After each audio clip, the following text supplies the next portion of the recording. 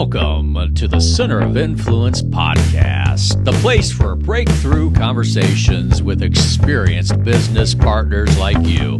It's time to optimize your center of influence. Let's talk.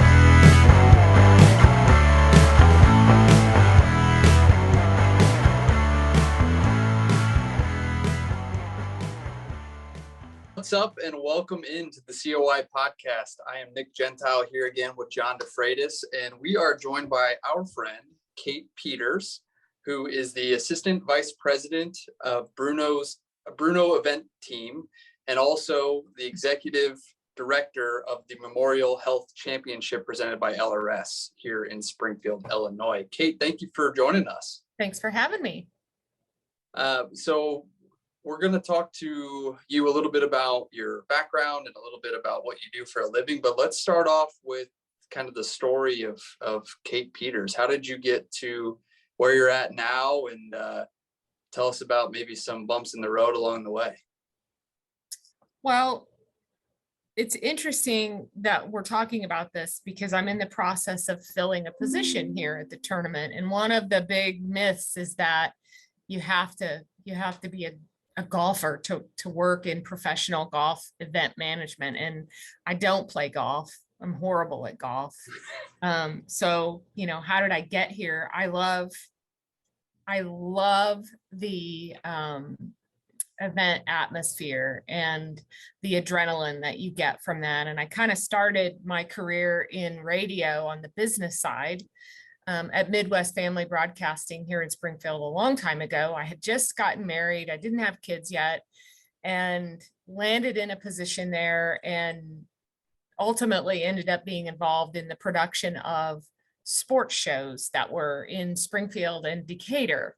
And it's like I want to say it was called the All Sports Show or something like that. And I had to pick up this guy at the airport in Springfield. His name was Fishburne. And That's he's an awesome like name. A professional fisherman, I guess. Oh, but perfect. Yeah, so I had to pick him up and take him to Decatur for the fishing expo over there. But the really cool thing that I loved about the event side of it was you were never doing the same thing. And you were constantly busy and you had a radio, which I thought at the time was super cool. Now I would really rather not have one, but I loved it. I loved the whole atmosphere. And so that's kind of how I got started in my love of events and really how I got introduced to the LPGA tournament that was here in Springfield. One of the salespeople at the radio station, Bill Wheeler, his wife, was the longtime tournament director for the LPGA event. And she and I had a dialogue and it took a couple of years to convince me to get involved. But once I did, I loved it. And here I am. I mean, we're not doing LPGA golf. We're doing Korn Ferry Tour golf in Springfield now, but I love it. So, yeah. That's awesome. So tell us a little bit about the Korn Ferry Tour and what that looks like. So the Korn Ferry Tour falls under the umbrella of the PGA Tour. And, they're the up and comers. So at the end of the season, the top 30 guys on the points list will end up with their PGA Tour cards for the following season. So I just got back last week from working. Our Bruno Event Team has a PGA Tour event that's held annually in Bermuda. And so I was in Bermuda for a couple of weeks and PGA Tour event. And the really cool thing, it's great. It's pretty, but it's still work. But the neat thing about going to Bermuda, the field in Bermuda was made up of guys who had just played in Springfield, Illinois in July, and they've moved up and are competing at golf's highest level. So that's probably one of the biggest challenges that we have in awareness of this tournament is this isn't AAA baseball. This is the PGA Tour just doesn't have enough room for all the talent that's out there. Mm-hmm. And so that's your Korn Ferry Tour, for dummies, right? Mm-hmm. Right. So what does that look like in Springfield? Like the actual event? Where's it at? What is, I think you told me it's a whole week long, right? Yeah. So tournament week for 2023 will start on June 26th. That's our Monday. And Sunday is July 2nd. So we promote a week of events because we have Ladies Pro-Am, the Blue Cross Blue Shield of Illinois Ladies Pro-Am on Monday. We have a junior event on Tuesday. We have our LRS Pro-Am on Wednesday. And then we have 4 competitive rounds. So Thursday through Sunday. It's just like tournaments that you watch on TV on the Golf Channel or ESPN. Thursday and Friday, it's a full field of players, 156 players. Start on Thursday and Friday, and then there's a cut after Friday's round. And then Saturday, Sunday rounds are about half the field. And on Sunday, we'll crown a champion. And our purse is $1 million. So the winner gets 18% of that. Wow. Oh, wow. Yeah. Yeah. Well, with a week-long event, there obviously has to be a lot of hands in putting that on and making that a successful event. Explain what goes into that. Tell us a little bit more about what goes into the event. What did the sponsorships look like? How many people do you have to hire to get this thing done? And how many visitors roughly do you see come through the event over the week? In 2022, our attendance was just shy of 20,000 for the week, which is our best attendance yet. I mean, of course, everybody had a couple of years of weirdness with COVID, right? So, but the beauty of what we do here is we were able to still have a tournament throughout COVID. We didn't have spectators, so that was kind of strange, but we still had tournaments. And so we're generating, I don't know, $3 to $5 million in economic impact for our community, right? And so for the industries that were arguably hardest hit by COVID, and then I've gotten off track talking about economic impact, but so there's 2 of us full-time year round on this event. I start beefing up our staff in January. We bring in some seasonal folks. And then you heard me mention traveling to help another of our tournaments. Other people from other Bruno events come into Springfield and help me. But it takes, 400 to 500 volunteers. Oh, wow. So, we work on this year round. And then when Monday of tournament week comes around, we start turning the keys to the event over to our volunteers, because really, if it gets done during tournament week, it's getting done by a volunteer. So it takes about, last year was like 552, I want to say we ended up with. We'd like to see that number grow. We've had the good fortune of partnering with Country Financial as sponsor of our volunteer program, and we're looking at some creative ways that we might increase those numbers next year. So yeah, but really right now there's 2 of us full time.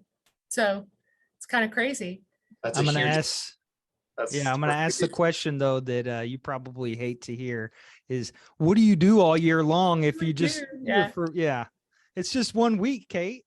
Well, I know, but like we build a city for a week. If you think about it, we're building restaurants, in that we're building VIP hospitality for certain sponsors. We're building an experience for the Panther Creek members. We're building shared hospitality. We've got 156 players and caddies that we go out of our way to take care of. We provide physician services, and we plan parties. We have a bank that should resonate with you guys, right? Players that are on the road a lot need a way to cash checks and have cash, and it's a lot. We have a month by month tracking system that we adhere to, because if you bite the elephant 1 bite at a time, it doesn't hurt so bad going down. So yeah, I mean, we're busy year round. We started planning the 2023 event before the 2022 event was over. So, I mean, a lot of it is recruiting volunteers and initiatives for that. A lot of it is recruiting sponsors and getting more people involved. So yeah. What are some changes from last year to this year that you're really excited about? I know I've heard a couple of them through the grapevine that are going on for this year's event, but Tell me what are what a you couple? heard through the grapevine. Well, mostly from you and from John. Well, I mean, what am I most excited about for 2023? Some change. We're still fleshing some things out, but we are falling on a week that is possibly when a lot of people will be celebrating the 4th of July holiday. So we are coming up with some creative ways that we can be a part of that celebration in a bigger way. We're going to continue to grow our ladies initiative, our ladies pro-am. Gosh, there's a lot of little things that we're working on. We did a deal yesterday with Adidas to come on board and partner with us for our volunteer apparel, but also be a big part of our pro-am gifting experience. Our pro-ams are a large source of our revenue. And so we get people from all over the state of Illinois and other states, quite frankly, to come in and participate in that. And so we provide them with a pretty high-end experience when they're with us. And so we're excited about this new partnership with Adidas and adding to the team, trying to find the right salesperson to add to the team. I'm excited about that. So, yeah. Awesome. Did you get into any of the details about the salesperson, or is there anything that you want to mention about how that role would look? Well, I mean, yeah, I'm looking for someone who is as excited about this event as I am. And,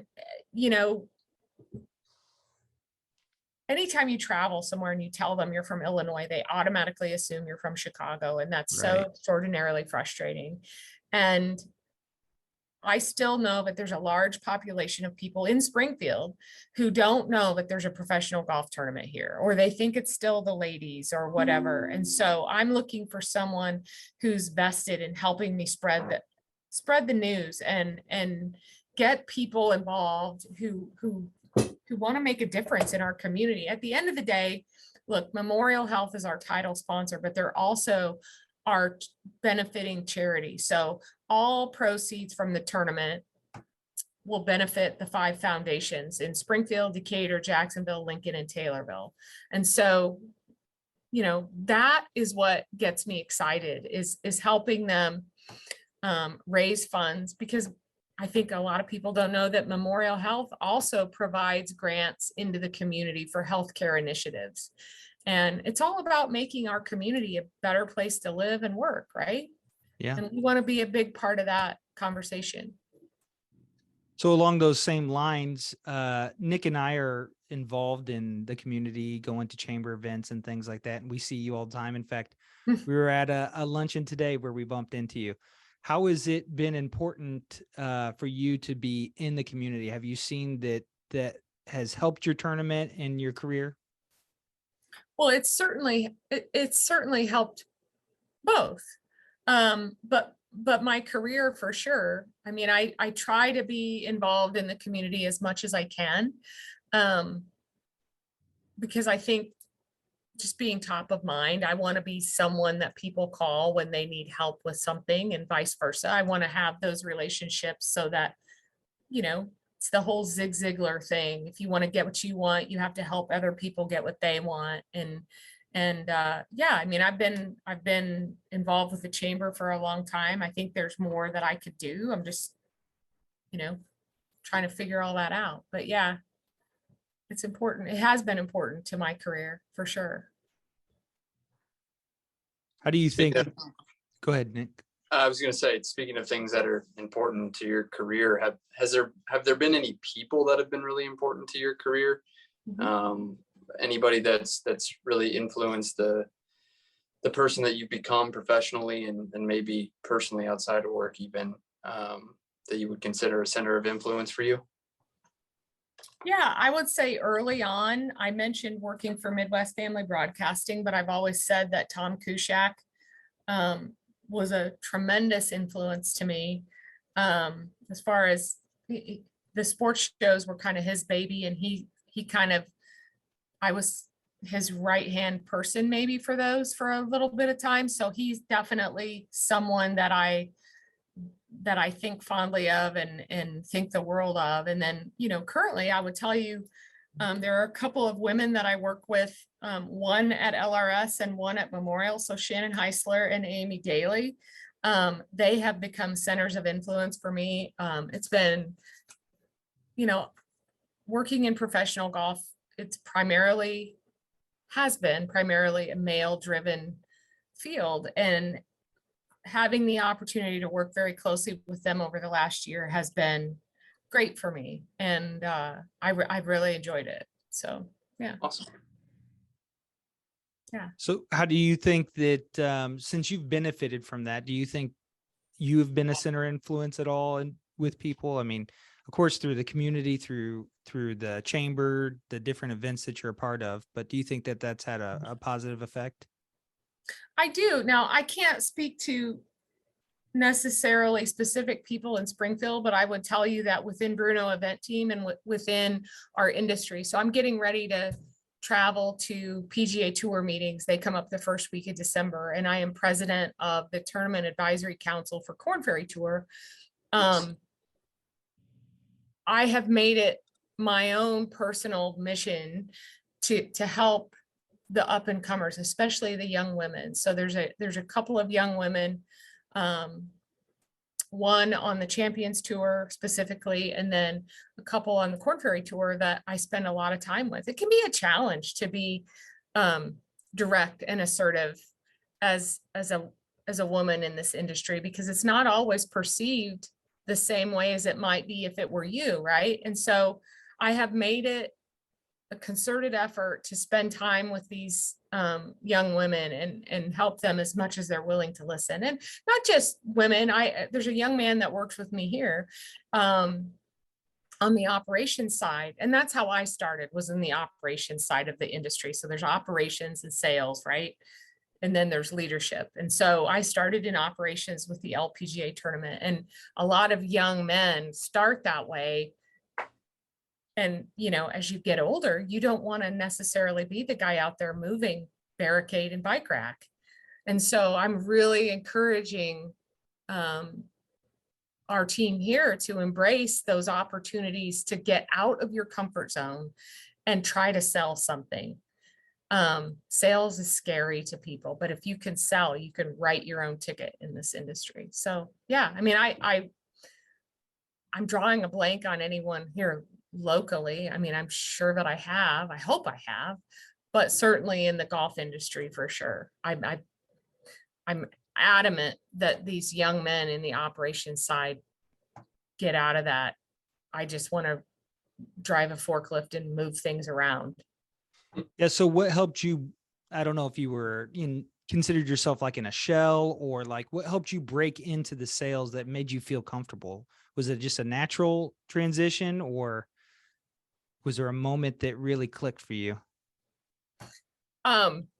Back when I was with the LPGA tournament, I mentioned I was in the operations role, and the director had retired, and we had brought someone in from outside the market, and he was great. His name was Doug Eibling. He's with Indiana University now, I think, in a development role. But in any case, he was on vacation, and we had gotten a phone call from a local business that wanted to talk to someone today about sponsorship.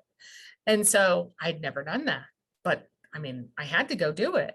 And so I went and I did it. And whatever it was that I sold them, I think it was the practice range sponsorship. It was $7,500. I walked out of that business with the sale and 75 $100 bills, and I was addicted to it. So I don't know if it was just happened to be an easy one, but that's what happened. I had to do it. I hear no more than I hear yes. I think you guys are in a sales type situation too, right? Right. Yeah, there's the saying that you have to know how many no's you need to get before you get that yes. And so that's difficult in sales. Do you feel like younger people are different that are coming up right now? I mean, you hear different people, everybody talks trash about the younger generations, right? That's like a pastime for for older people to do, right? If I'm older than you, saying I'm older. No, you're younger than us for sure. But right. I mean, do you feel like that generation has more of a hurdle to overcome, or do you just feel like they need mentorship? I think they need mentorship. And I think that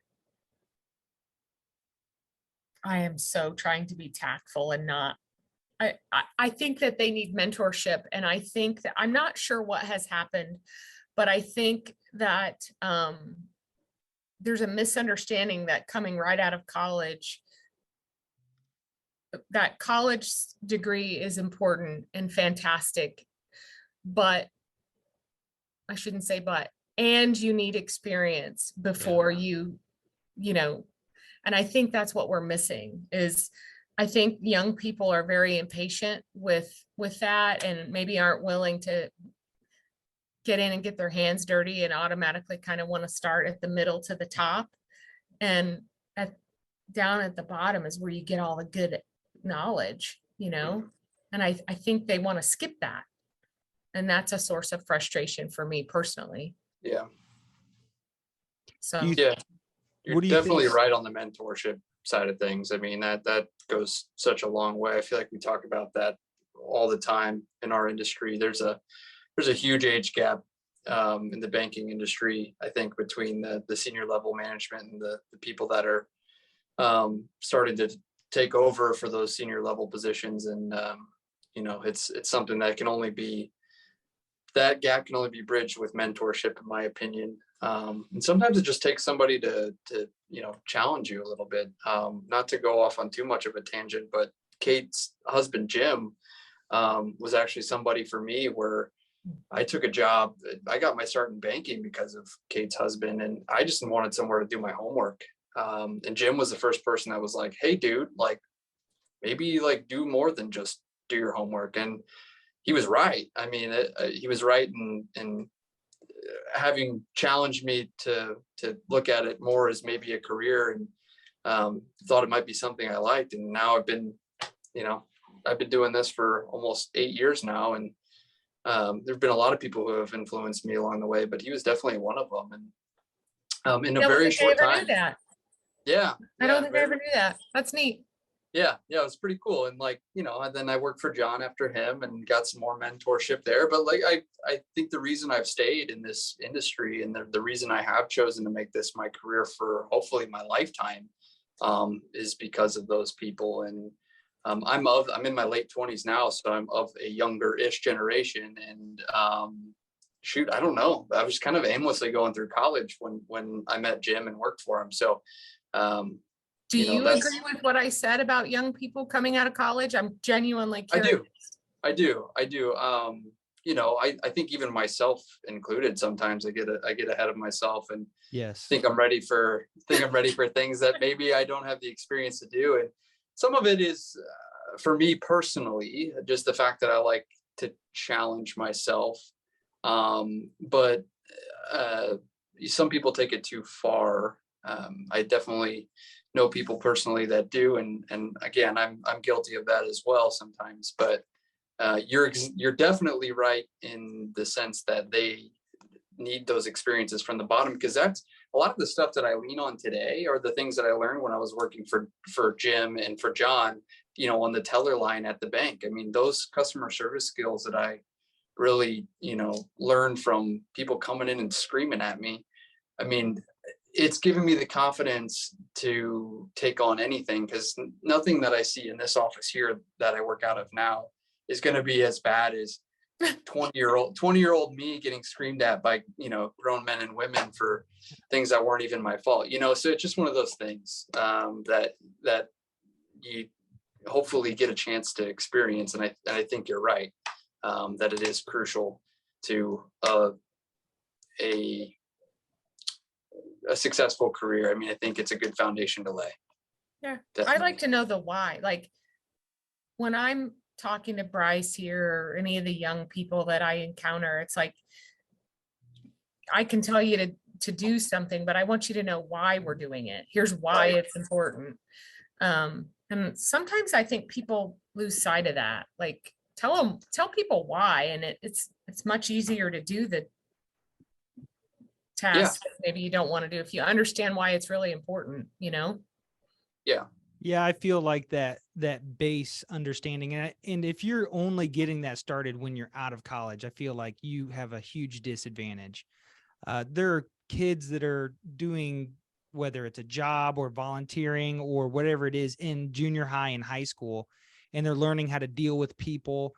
I mean, that's a huge advantage. And then you go into, maybe you work while you're in high school or while you're going through college or whatever it might be, and you get those experiences. Then when you get out of college, you know, if you go to college, then all of a sudden you already have a lot of that baseline experience. Yeah, Nick, you know, joked about being yelled at, but honestly, if you're going to do anything that deals with the public or customers, you're going to get yelled at. And so getting that out of the way, knowing how to stay calm and take it, because usually people are just ultra frustrated by whatever's in front of them. And it could have been even an outside event that let them get to that. And usually when they're done, they feel bad about it. And you just need to then resolve what the problem is. And the faster kids can learn how to deal with that stuff. I mean, you can't get that through a text message or an email, or social media. I mean, or a textbook. Yeah. None of that can, face to face, person to person. That's most important. I also kind of think you mentioned it, like younger people seem to have a challenge with, like, we're all on our phones, right? Text. I'm guilty of it. Yeah. I'd rather have a text conversation than a real one at the end of the day. Right. But like, I think young people, and I notice it when we bring interns in, they don't necessarily have the confidence to pick up the phone and call someone. Like they'll send an email and they'll send a text. No, I want you to call. I want you to physically have a conversation, because I think they're losing that ability to have just conversations, you know? And I think COVID did that for me. I mean, we all kind of hibernated, and then I forgot what it was like to network and talk to people. Right. Yeah. It's very cliche to say it's like riding a bike, but it is. I mean, you have to be having, especially networking. You've got to be out there networking to be a good networker. I mean, if you take a couple months off, it's like you feel like you forgot how to do it. It's one of those things. And working with people, whether it's the general public or if you have a specialized set of clients, I mean, it's the same thing. Talking to people is the same way. You've got to have conversations. In our line of work, I mean, sometimes if we don't have conversations with people that are, you know, prospective new customers, sometimes we just start calling our current customers, just say, hey, like it happens. You know, a lot more than people think. I was just going to say that your best source of new business comes from your current clients, because if they like working with you, if they appreciate the service you provide, or, you know, the experience you give them at a golf tournament, they're going to recommend you to their contacts. And that's, you know, that's kind of how we get new doors open for us. Yeah. And sometimes you're not even asking them to do that. You're really just checking in and genuinely, you know, saying, how's it going? Let's go to lunch, or let's go to this event. Let's go check out this Corn Ferry Tour event. Like, I mean, sometimes just having the FaceTime with people goes a lot further than you really think. And you end up finding a lot of opportunities that you didn't know were out there. Well, you said it. So I'm going to go back to what you just said. Let's go to this Corn Ferry Tour event. And so a source of frustration for me personally is to know that there are businesses, and look, I don't expect everyone to sponsor the tournament or come out or whatever. I think that I would love that. But if there are people out there that are taking their clients to a baseball game in St. Louis or Chicago, or a hockey game or whatever, hey, you've got a professional sporting event right here. Right. That's benefiting your community. So like, come out and check it out. That's what I want. So when you're going to go entertain your clients, Nick, I want you to bring them out to Panther Creek in July instead of, I don't know what, going to the I would have had clients out there if I had clients by that point. Next year I will. That's right. Next year I will. So what is the what's the economic benefit to Springfield by having this tournament? Yeah, we're working with University of Illinois Springfield and the Springfield Sangamon Growth Alliance to finalize an economic impact study of the 22 event. We have a preliminary draft, but admittedly, I haven't studied it, but it's several $1 million. Wow. We're generating 2,000-ish room nights, awesome. Because I mean, think about, I talked about building a city. Well, we're bringing teams of people in to build this infrastructure. So it's significant. And these guys that are coming to town, players, caddies, tour staff, they live life on the road. And so the things that you and I do in Springfield, because we live here, they're doing it here because they're here for a week. So haircuts and oil changes, and it's amazing that the things that you hear that they're doing on the road. But yeah, I mean, it's in excess of $3 million for sure, up to 5-ish. We're still working to get the final number from them, but yeah, it's significant. That's fantastic. How many of these have been in Springfield, these Corn Ferry tours, tour events? Well, this is the only one, and we've been here since 2016. So, okay, so you have a decent amount of experience under your belt. The reason I'm asking that is because, have you heard from players or people that are in town for that week? Are there any what are the people that are visiting for this event? What are their favorite places in Springfield to go? Are you hearing a restaurant is a hot one for people to go to, or I don't know, what are they doing while they're here? I'm just kind of curious. Well, we sent several out to a Lucky Horseshoes game. Nice. Oh, awesome. That's great. We recommend local restaurants for them to try, and of course Right. they've been to Darcy's, they've been to Obed and Isaac's. They love Obed and Isaac's. There's a number of places downtown. They love the Abraham Lincoln Presidential Library and Museum. So they're looking for things like that to go do that are unique. Yeah, they go all over and they stay all over. They're in hotels all over. They're not just in the southwest side of Springfield, is my point. The PGA Tour rules staff, they have kind of adopted Ingrained, and that hotel that sits, forgive me, Spring Hill Suites, I think it is. Yeah, that's where they like to stay, and they love Shields and being able to go to Ingrained every night. And we have people at the Crown. I mean, they're all over. Caddies love the Route 66 hotel, and I gather that I'm going to out myself and tell you I haven't tried it, but I guess they have really good chicken there. At Motorheads? No, the Route 66 hotel. It used to really? On South 6th Street there. Yeah. Huh. So it's interesting the places that they go. And on the caddy front, a number of the caddies have been coming to Springfield for years because they've been a caddy since the LPGA. And so they love Saputo's downtown. So yeah. That's cool. Yeah, I figured you probably get some feedback pretty quickly from all the people that are here. So that's cool. Yeah, home plate is a favorite. Brick House, the corner, it's a kind of a rotating thing over there. To the West Side Bar Hop over there. Yeah, I like it. Cool. Thanks for sharing. That's awesome. We did a party at Motorheads on Monday night in 22, and we had, I don't know, 300 or 400 people out there on Monday night. And we invited all the players, and we invited all the caddies and sponsors, and we had a heck of a bash out there and kind of introduced them to Motorheads, because I don't think they would know it's there. Yeah, that makes sense. So yeah, they've done a great job with that place. You'll have to send us an invite next year when you plan that party. Yes, absolutely. Yeah, that's one of my go-tos with family from out of town, is to take them there. It's it doesn't get more Springfield than this. It's awesome. How you could guarantee that invite, John, is you could get your employer to sign on as a sponsor. Yes. There you go, John. We're going to be pushing that.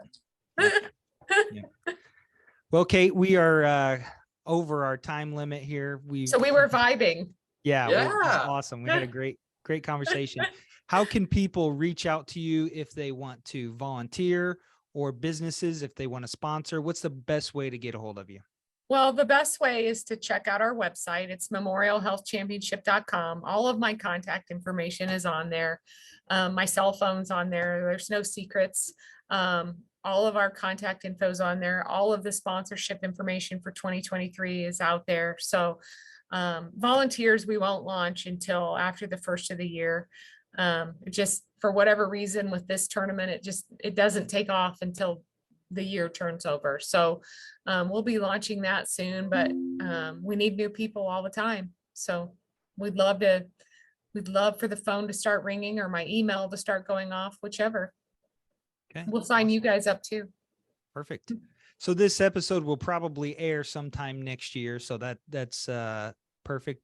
I don't know exactly when yet, but when that happens, we'll have people calling you and helping you out best we can.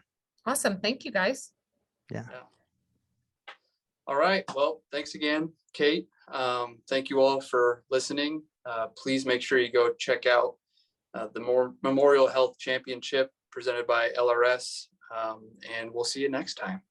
See you guys. Thanks.